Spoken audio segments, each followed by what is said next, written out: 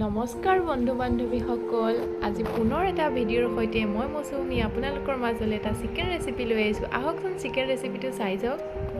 এতিয়া মই চিকেনৰ বাবে অলপ হালধি, চিকেন মছলা, জিৰা, ধনিয়া আৰু মিট মছলা লগতে গৰম মছলা ব্যৱহাৰ কৰিম আৰু একেবাৰে চিম্পুলভাৱে কৰিছোঁ।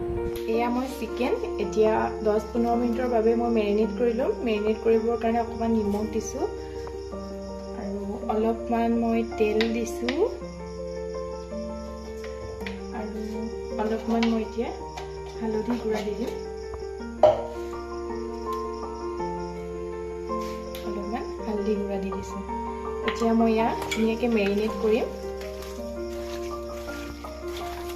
10 মিনিট মেৰিনেট কৰিলে মোৰ হৈ যাব।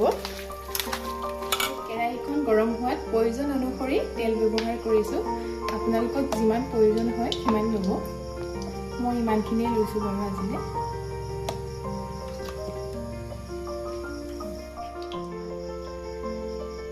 তেলকণ গৰম হোৱাৰ লগে লগে মই এতিয়া ইয়াত তেজপাত দুখিলা দি দিছোঁ আৰু এয়া শুকান জলকীয়া এটা দি দিছোঁ। এতিয়া অকণমান গৰম হ'বলৈ দিছোঁ আৰু ইয়াতে মই কাটি থোৱা পিঁয়াজখিনি দি লৈছোঁ।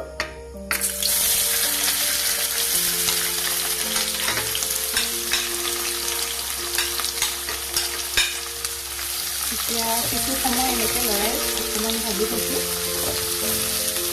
এতিয়া পিঁয়াজখিনি কিছু সময় মই ফ্ৰাই কৰি ল'ম আৰু পিঁয়াজৰ কেঁচা ভাৱটো যোৱালৈকে মই ফ্ৰাই কৰি থাকিম। পিঁয়াজখিনি ৰঙচুৱা হোৱালৈকে মই অকণমান ভাজি থাকিম আৰু এয়া প্ৰায় মোৰ পিঁয়াজখিনি ৰঙচুৱা হৈ আহিছে।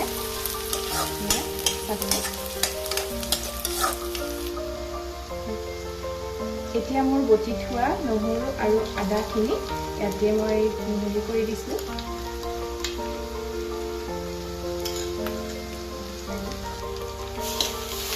এতিয়া সকলোখিনি মই ধুনীয়াকৈ মিক্স কৰি পেলাই অলপ লৰাই দিছোঁ। এয়া তাৰপিছত লাহে লাহে ইয়াৰ পৰা তেল এৰিবলৈ ধৰিব। এয়া মই এতিয়া 2 মিনিটমান ভজাৰ পাছত কালাৰটো বৰ ধুনীয়া আহিছে। এয়া চাওকচোন।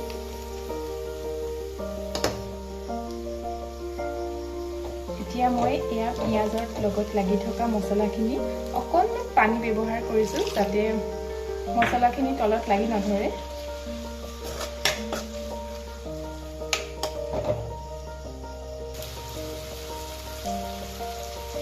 এয়া প্ৰায় মোৰ এয়া মছলাখিনি ভজা হৈয়ে গৈছে। এতিয়া মই ইয়াতে মাংসখিনি দি দিম আৰু এয়া মেৰিনেট কৰি থোৱা মাংসখিনি মই এতিয়া ইয়াতে দি দিছোঁ। এতিয়া এনেকৈ লৰাই দিম। এয়া এনেকৈ অকণমান লৰাব লাগিব। এয়া মই এতিয়া 2 মিনিটমান মাংসখিনি ফ্ৰাই কৰি থাকিম।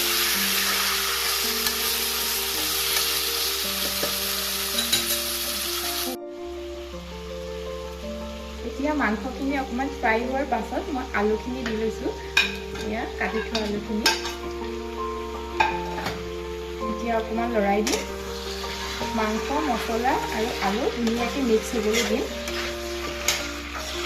কিছু সময় এনেকৈ ভাজিম।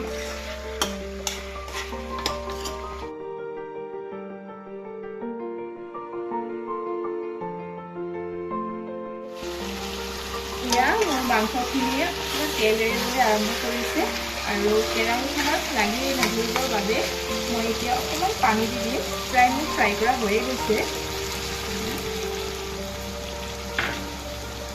অকণমান লৰাই দিম।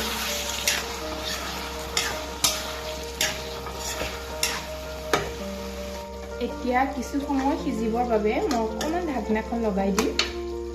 ঢাকনা লগাই দিছোঁ। এয়া চাওকচোন, আমাৰ মাংস প্ৰায় সিজি গৈছে আৰু ব্ৰইলাৰ মাংস বৰ বেছি সময় নালাগে। আজি বহুত চিম্পুলকৈ ৰন্ধা হ'ল আৰু আপোনালোককো শ্বেয়াৰ কৰিলোঁ আৰু মই ৰন্ধা। এয়া হৈয়ে গৈছে আৰু মোৰ মাংস। কালাৰটো চাওকচোন কেনেকুৱা আহিছে।